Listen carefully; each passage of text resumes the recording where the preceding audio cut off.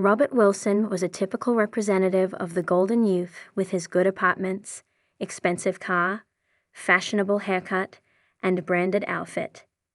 But every time he came to work, there was a complete transformation into an ordinary man, and from all of the above remained only a haircut, and that was often hidden under a doctor's hat. Robert Wilson was the head of the children's department at a large multi-specialty hospital. His choice of profession came as a shock to his wealthy parents. Given his not-so-calm and exemplary youth, they found his decision rather strange. Nevertheless, they reasoned it was acceptable. For a year, they observed Robert diligently studying his textbooks. They were expecting him to lose interest in difficult studying quickly, but Robert proved them wrong. He successfully completed the first course and went on vacation to visit his uncle abroad. When he returned, his eyes were shining with excitement. "Dad, you can't imagine the level of medicine there. My uncle arranged it, and I spent a few days in the children's ward. It was incredible. Someday, I aspire to become a super doctor just like them." Robert's parents exchanged surprising glances once again. Could a person change so drastically in a single moment? Mr. Wilson spoke up, making a promise. "If you make it through the second year, I'll send you to study abroad. You deserve the best education, son." And he had to keep his word and send his son to medical school abroad. Robert returned with a diploma, 1,000 ideas, and a burning desire to cure all of the children in the world. During a celebratory dinner where several potential brides were invited under the pretense of being family friends' children, Mr. Wilson said to his son, "Robert, I respect your choice, and I am thrilled that a doctor has joined our family. However, you must understand that working in a state hospital is not the best way for you." Robert, who was busy talking to one of the girls, stared at his father with interest. "It's really interesting to hear. Why is that?" "Well, firstly, you won't earn much there. Secondly, why bother with all those children? They come from all sorts of dysfunctional families. Any normal parent would take their child to a regular hospital." Robert grinned and replied, "Dad, I want to work in an ordinary hospital. Firstly, it allows for diverse professional development. Secondly, the children are not to blame for their parents' circumstances." For the first time, Mr. Wilson did not insist on his own opinion, and Robert chuckled as he watched the interest fade from the eyes of the invited girls. For nearly 2 years, Robert dedicated himself to his work. He was on the front line, mainly in the emergency room, where he encountered a multitude of children with various conditions. The head doctor of the hospital once told him, "Until you learn not to let hurt overwhelm you, you will not become a good doctor. A doctor must have a clear mind to make accurate diagnoses." Robert now understood the wisdom in those words. Initially, he would feel like crying every time a seriously ill child was brought in. However, he managed to gather himself, realizing that he needed to provide the necessary care and treatment. While he still felt pain, he never let his emotions hinder his work. And 3 months ago, he received a summons from the chief doctor. "Please have a seat, Dr. Wilson." Robert sat down, aware that the head doctor was known for being fair, but rather strict. It was not uncommon for someone who entered his office expecting praise to leave without a job. Robert tried to recall any mistakes he might have made, but nothing came to mind. "Dr. Wilson, do you like working at our hospital?" "Everything is fine, Dr. Flannery." "I enjoy my work, and everything suits me," Robert replied. The head doctor grinned. "You're the first person I've heard say that recently. Usually, everyone has complaints. Some are unhappy with their paycheck, others with their schedule. I have no complaints. I have heard about your achievements and your willingness to take on extra duties. It has been very impressive. You know, when I hired you, I was certain you wouldn't last a month. I even made a bet with one of the supervisors, and I lost. And now I have a problem. Your department head is retiring, and we need someone who can not only manage the department, but also be an exceptional doctor. I have carefully considered all the candidates, and I am convinced that no one but you is suitable for this role. To be honest, Robert felt a bit overwhelmed. Becoming the head of the department at the age of 30 was an unexpected honor. However, he didn't consider himself the best among his colleagues. There were doctors who performed better than him and had more experience. I've already signed your assignment, so come straight to your office tomorrow, and we'll change the sign today, said the head doctor. Not much time had passed since then. It seemed to Robert that he had always been the head here. At first, his father tried to transfer him to a private clinic, but when Robert became the head, Mr. Wilson relaxed and said, "Okay, tell me what you want there. I'll sponsor your department." Robert hugged his father tightly and replied, "Dad, honestly, I need everything. But I'll be happy to help in any way." The department quickly became exemplary, the best in the city. Even the wealthy parents were now considering whether to take their child to a private clinic or to Robert's department. However, there was nothing to be surprised about. Robert's father was a man of his word, and soon the department had not only new equipment, but also a good repair and even a huge plasma screen in the gang room. It was spring outside. Robert jumped out to the house early, thinking once again that his mother's morning calls were as invigorating as a cold shower. The mother's song was an old one. "Dear Sonny, you're already over 30, and you're still not married." Then there were long lists of those who already had grandchildren, then those who had children, and for dessert, those who had at least found their soulmates. Robert had neither the first nor the second nor the third, and Mrs. Wilson wondered what was wrong with her son. Robert couldn't tell his mother that he was sick of these conversations, so he listened patiently, sometimes giving some signs of careful attention. Robert had girlfriends, but whenever the relationship went further than just a few nights together, they, for some reason, started making plans for him to quit the hospital and open his own private clinic. Robert sincerely didn't understand why he would do that. He loved his job and did not want to change it for something else. After such conversations, mutual understanding immediately ended, and the girl's phone number was deleted from Robert's phone. Only once did the man have a problem with his girlfriend. Jaga was a very bright and spectacular brunette, spoiled by male attention, who knew exactly what she wanted from life. At that moment, she wanted to be Robert's wife. When he realized that Jaga was slowly but surely moving her things into his place, he immediately broke up with her. But the girl did not calm down. Robert never realized when she managed to make spare keys, but a week later, when he came home, he found Jaga meeting him completely undressed. Robert was furious.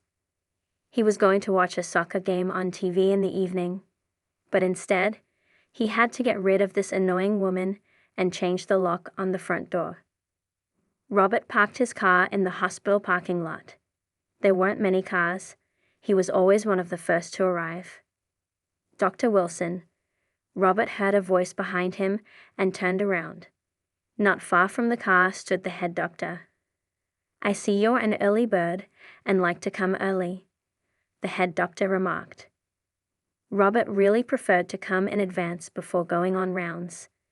He always asked the nurses what happened during the night, which of the children did not sleep well, who ate badly for dinner, who cried and asked for their mother. The nurses in his department were wonderful, and if there were anyone who was not interested in how the child slept at night, they immediately left his department. "Good morning, Dr. Flannery," Robert greeted. "The early bird catches the worm," Robert laughed. "Yeah, I know. By the way, God himself sent you to me. I have a request for you. Yesterday, my friend called me and asked me to help his niece. She came from some backwoods and has been studying to be a doctor for 4 years. And as you understand, she's a pediatrician. The friend says that the girl is intelligent, studies seriously, not just for show, and she really wants to be independent. Her uncle tries to help her financially, of course, but she refuses any assistance. The only thing she asked her uncle to do during this time is to find her a part-time job somewhere until the end of the school year on weekends, but also during the summer on any schedule. I thought maybe you could find a place for her in your department, Dr. Flannery. You know that my department is filled with young nurses. Spring has started. Everyone wants time off, and there's no one to replace them. Send that niece to me, and we'll talk. I think it'll work out. Thank you so much for that. This friend is very dear to me. We've been friends since we were kids. I can't say no to him. It's my solemn duty to help.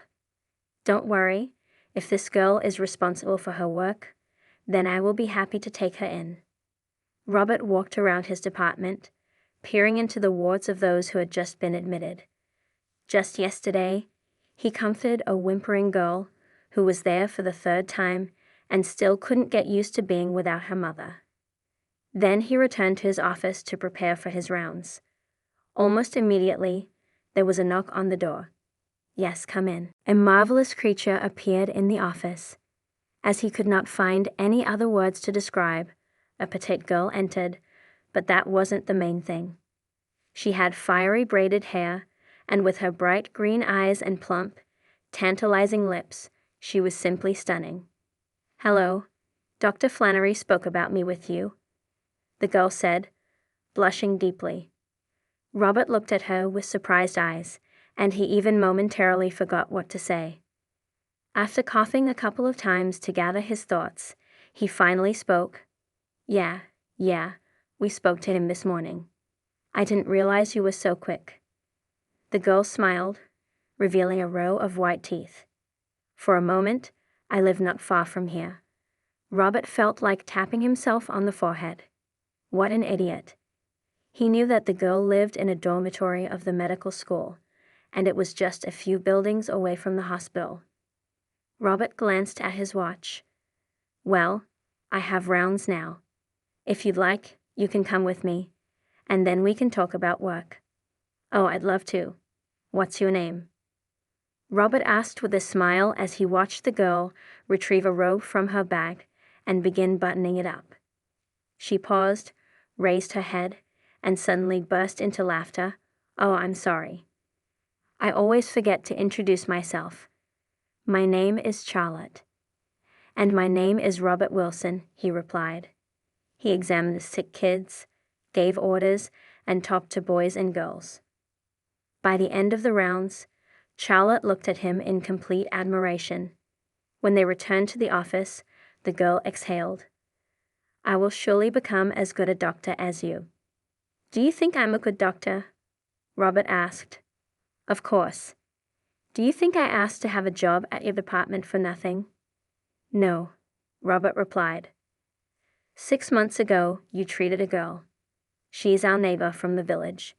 Her parents suffered so much because of her weak health. She came to you with one disease, but you noticed the real problem. She's so active now. When my mother calls me, she tells me that the girl's mom's really shocked. Now they were used to her hardly being able to get up, and she was apathetic about everything. You're talking about CLA, aren't you? Robert remembered this girl who had suffered because of her parents' lack of brains. For some reason, they decided that the child should drink all sorts of herbs, thinking they contained necessary vitamins, and for several months, they poisoned the child with infusions that her body couldn't bear. Robert rarely lost his temper, but his patience came to an end. He invited the parents into the office, closed the door tightly, and expressed his feelings. He not only scolded them, but also showed them the possible consequences of such vitamins for the child. He had certainly cured CLA, and it seemed that the parents were cured too, as the girl was feeling fine now, right? That's CLA. It's wonderful how small the world is, CLA's mom said. You had literally shaken her up. She looks at everything differently now. So, you're also a healer of adults. Robert laughed. Well, you could say that too. Have a seat. I'll invite the head nurse over, and we'll see how we can schedule you.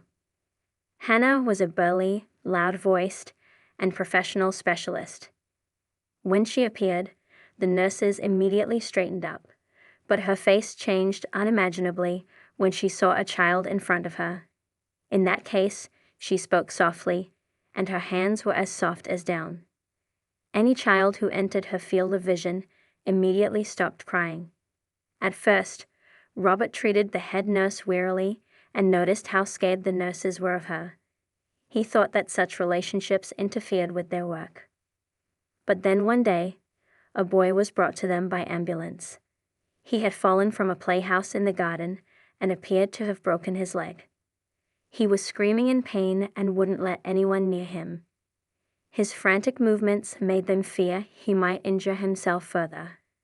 His mother was on her way, but due to traffic, she wouldn't arrive for another 30 minutes. She was on the phone with the teacher, who was trying to comfort the boy and connect him with his mother. For about 5 minutes, the emergency room was filled with the boy's piercing screams, attracting the attention of almost half the hospital. Then Hannah arrived, and everyone parted ways to make way for her. The boy fell silent for a brief moment to catch his breath, and it was at that moment that she started speaking to him. After that, he never became hysterical again, and even allowed Hannah to administer a shot. 5 minutes later, the medication took effect, and they were finally able to begin the examination. Later, Robert found Hannah sitting in her office, gazing out the window. When he entered, she stood up. "Shall I write an application for dismissal?" she asked. Robert was taken aback at first, but then he realized that she simply understood everything, his thoughts, his dissatisfaction before approaching her. Robert glanced at her file. 15 years of working with children. That was quite impressive. Hannah, I've come to ask for forgiveness. You are the best pediatric nurse, and I would be delighted if we could become friends. For the first time in their entire time working together, Robert saw tears glistening in Hannah's eyes. From that moment on, they became true friends. Gradually, Robert realized that Hannah's expertise extended beyond caring for children. She was a top specialist in her field, maintaining impeccable organization in both paperwork and medications. And now, when Hannah learned why Robert called her, she couldn't contain her excitement. God heard my prayers. We really need one more nurse. She shifted her gaze to Charlotte. And you, as I understand it, want to work for us. Can you tell us a little about yourself? Charlotte shook her head. My name is Charlotte. I'm in medical school now, and I want to get some experience in my favorite field. That's why I'm here. My priority is to become a doctor, and that's it. Robert looked at her in surprise. She spoke just like him, a dedicated bachelor and a doctor to the core. Charlotte got to work, and Hannah faithfully reported on the new nurse's progress. At first, Robert didn't understand why. But then he realized that the head nurse believed Charlotte to be his protégé. So he decided to clear things up at once and entered her room. Hannah, am I interrupting you? No, Dr. Wilson, come in. If you offer me tea or coffee, I would be deeply grateful. The woman smiled and asked, Do you mind cocoa? It's the only thing I drink. I always prepare it fresh for work and then put it in a thermos. Cocoa? I haven't had that in ages. I'm all for it. As the cocoa was poured into mugs and a plate of sandwiches magically appeared before Robert, he began to speak. Hannah, I believe that there has been a misunderstanding between us. Charlotte has nothing to do with me. She is the niece of a friend of the chief physician, so you may not report all her actions to me. She's all yours. You can discipline her or praise her without any doubt. Dr. Wilson. Oh, come on. Did you truly think there was something happening in our department that I didn't know about? Of course, I'm aware of Charlotte's background, how she came from the village to our city, and how determined she is. I can say to you, even more, I see that you like her. What? Charlotte? Me. No, Hannah, you're mistaken. She is totally not in my taste. Hannah laughed again. So, Dr. Wilson, it seems you don't even know your own preferences. Thin and tall girls are in fashion, so you think you like them. It's like shoes, you know. You always love and wear what's in fashion, but at home, it's a great pleasure to put on your favorite slippers. Robert wondered. In some ways, of course, the head nurse was right, but not when it came to Charlotte. He didn't like the girl at all. Or no, it didn't matter. She wasn't his type, and that was that. But Hannah probably jinxed them. No other way. Robert started to see Charlotte everywhere. Of course, he had seen her before, but now he couldn't stop looking at her. He unhappily noted that she had the kind of figure that most girls dream of, and her eyes, whenever he met her gaze, he felt embarrassed for some reason and quickly looked away, afraid to look at her lips and embarrassed by his own thoughts. Charlotte had been working for 2 months already, and she had quickly become friends with all the nurses. Robert had never heard Hannah raise her voice at Charlotte.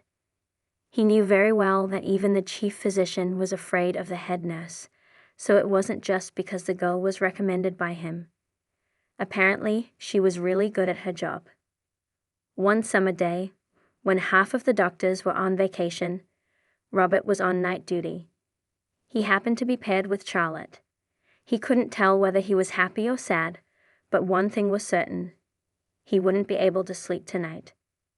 After the evening rounds, Charlotte came running to him. Dr. Wilson, you're needed in the waiting room. There's a girl in critical condition. He immediately followed her. In the emergency room, there was a girl who looked unnaturally pale. Not only was she constantly crying, but she was also vomiting. Her mother was by her side, talking nonstop. What a girl she is, always causing trouble, never paying attention, always up to something.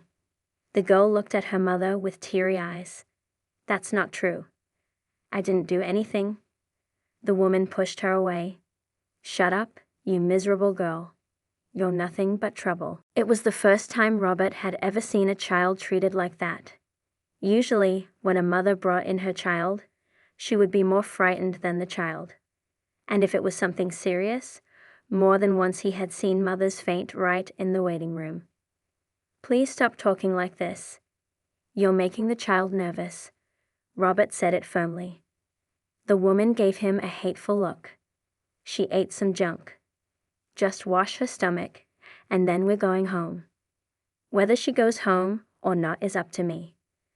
Robert shifted his gaze to the girl. She looked at her mother in horror, as if she had seen a ghost. Charlotte lightly touched his hand. Robert, can I talk to you for a moment? He had already finished examining the girl and nodded. They left the room. The girl was crying. When her mother couldn't hear, she asked me not to give her back to her. According to the paperwork, the woman is not her biological mother. She's a foster parent. There's a man waiting for them outside who doesn't look like a good person. Robert glanced out the window before returning to his office. Yes, there was indeed a man standing there, smoking, but he was facing away, and Robert couldn't see his face. Okay, we'll figure it out later, the doctor said, returning to mother and daughter. Well, I have bad news. We're going to keep the girl hospitalized until we find out what her body is reacting to. She'll have to stay in the hospital until all the tests, according to the protocol, are done. No, she's not staying here. She's going home. Listen to me, please, one more time. Your child needs to spend a few days in the hospital. Don't you care about how she feels? She's faking it. She's capable of anything, I know her. Come on, Ivan. Get up. We're going home. Robert intercepted the woman's hand, which she was using to pull the girls after herself. Please calm down. If you refuse treatment for the child, I'll have to involve the police and Child Protective Services. You don't want to leave her in a life-threatening condition, do you? You're her foster parents, if I'm not mistaken, right? It seemed to Robert that the woman was about to throw punches at him, but she held back. As she was leaving the office, she hissed, "You'll regret this. I'll find a control for you." When she left, the girl looked at him and whispered, "Thank you," before bursting into tears. Robert turned to Charlotte. "Put her in a ward, conduct all the necessary tests. I'll be there in half an hour." "All right, Dr. Wilson." Then Robert called the head doctor and informed him about the incident. "You see, Dr. Flannery, I'm warning you. I have a feeling that this girl's mother will run to complain to higher authorities." "Thank you, Dr. Wilson. Don't worry, I can handle them." "Do what you think is best." Robert filled out the paperwork. The girl turned out to be 8 years old, although she didn't look more than 6. Well, now he should examine her more closely, he thought. He entered her ward quietly. It was dark outside, and for some reason, the light was not on in the room. Robert reached for the switch and froze. Charlotte was sitting on Ivan's bed. She held the girl's hand. They were talking, or rather Ivana was talking, and Charlotte listened and only sometimes asked questions. The little girl was crying. Not everything was possible to make out, but in general, Robert understood what she was saying. "Please don't send me back. I don't want to go anymore. I can't. Dad always beats us up if we do something wrong. We come from school, and they send us straight to the greenhouses, then to the stable.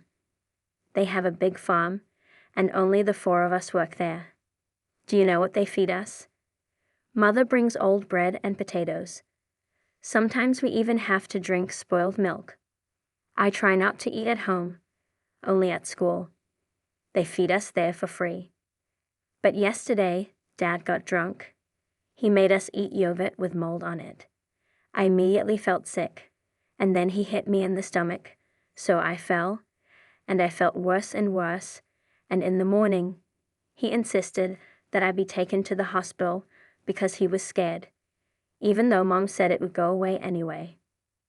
Charlotte asked, "So you're not alone there?" "No, they have 3 more foster kids, and all girls, only they're 10 and 11, and I'm the youngest. I don't know why they took me in. I can't even lift a bucket of water yet." Robert's hair stood on end in shock. He had heard stories like this before, of course, but now he was faced with them. He finally flicked the light switch. "Are you girls going to sit in the dark all the time?" Charlotte smiled and said, "No, we were just waiting for you. We got carried away and forgot." She stood up, began to get Ivan ready for examination, and suddenly froze. Then she looked up at Robert with confusion in her eyes. He shifted his gaze to the girl's abdomen. There was a clear boob print. He said nothing and continued to examine the girl. In addition to the PR, he found many bruises, and the girl was very thin. Half an hour later, Dr. Flannery was already sitting in his office.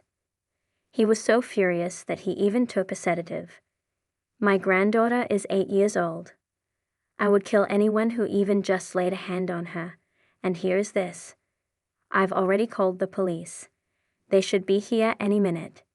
It took another 2 hours to talk to the policeman, then to the woman from the guardianship authorities, to write a report, and to obtain permission to remove the children. When the woman from the guardianship authorities and the policeman were about to drive to that village, she suddenly stopped. "I'm going to bring other children to you. They need to be examined too. Of course, we'll handle everything properly." Charlotte and Robert sat down in his office and drank coffee. Charlotte thoughtfully said, I do not understand why they need such a big farm if they cannot cope by themselves. Oh, Charlotte, I think it's pretty clear. If there were no foster children, there would be no farm. It's all about profit. Not only do the children work day and night, but the state pays well for it, and they're not their own. There's no need to feel sorry for them. But how can that be? If they're orphans, they should be even more pitied. Well, Charlotte, you think that way because you're a human being, and they are not. Not human beings. The police and the woman from the guardianship office returned 5 hours later. The woman kept saying this was horrifying. It was a real horror. Then it turned out that at first, the police were not allowed in. Then when almost the whole village gathered at the gate, the head of the family, who had previously been convicted of crimes, started shooting back. Fortunately, he was disarmed with no casualties or injuries and is now at the station. It turns out that these are not the first foster children. 2 girls whom they took when they were older ran away from them as soon as they became adults. They have been tracked down, and they have also testified. It also came out that there was a man in the guardianship who was willing to give a child to anyone for money. Dr. Flannery often came to Robert to find out how his new patients felt and to inform him about the progress of the investigation. Charlotte was also included in their conversations as she was a direct witness to what was happening. Lately, Charlotte had been spending all her spare time in Yvonne's ward. Robert even saw her a few times when she had a day off. Charlotte also bought plenty of books and a big stuffed hare for Yvonne. Robert stopped reassuring himself that he did not like Charlotte at all. He liked her so much that his breath was taken away. Recently, Charlotte came to his office and asked, "Dr. Wilson, will Yvonne be discharged soon?" "Well, I think next week." Charlotte sat down. "I need your help, Robert. I was honestly scared." "Charlotte, is something wrong?" "I don't even know how to tell you. You see, I can't leave Yvonne. I just can't. You can't imagine how good and smart she is.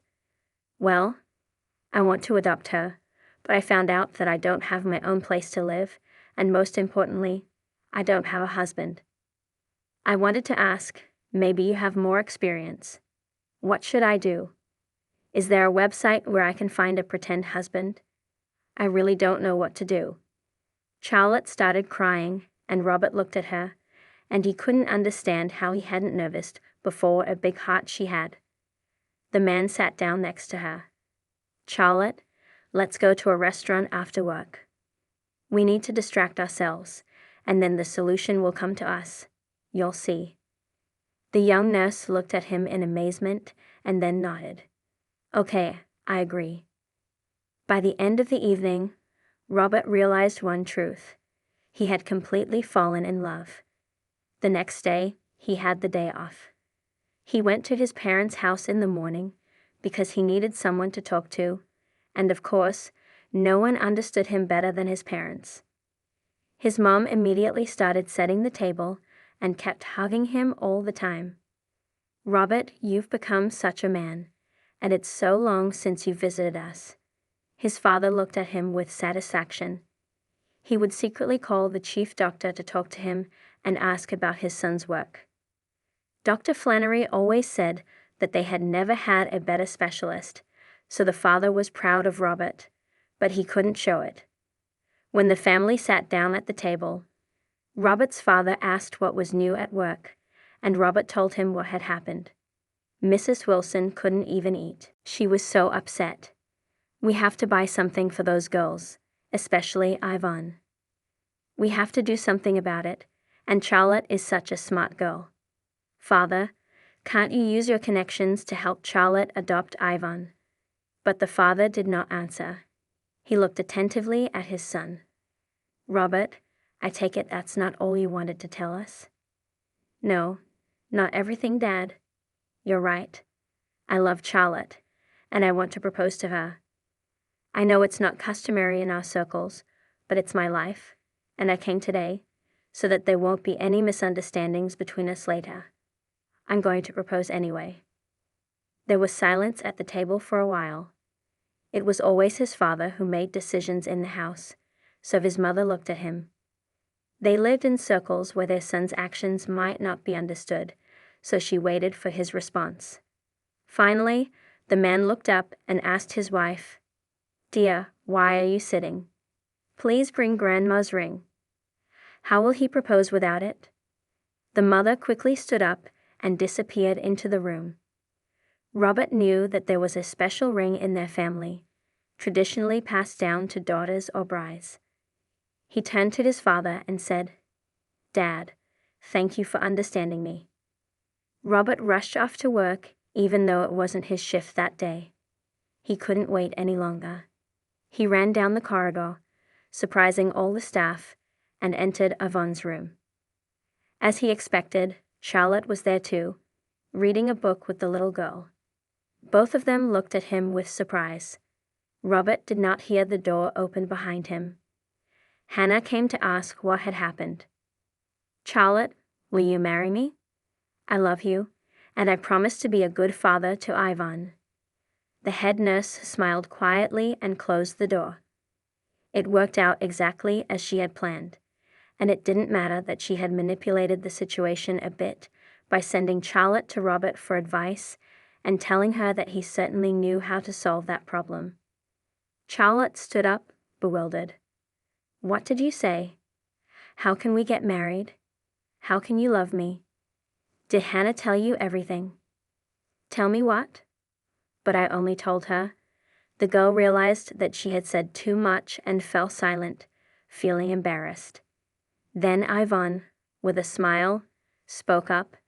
"Dr. Wilson, Charlotte told Hannah that she liked you very much."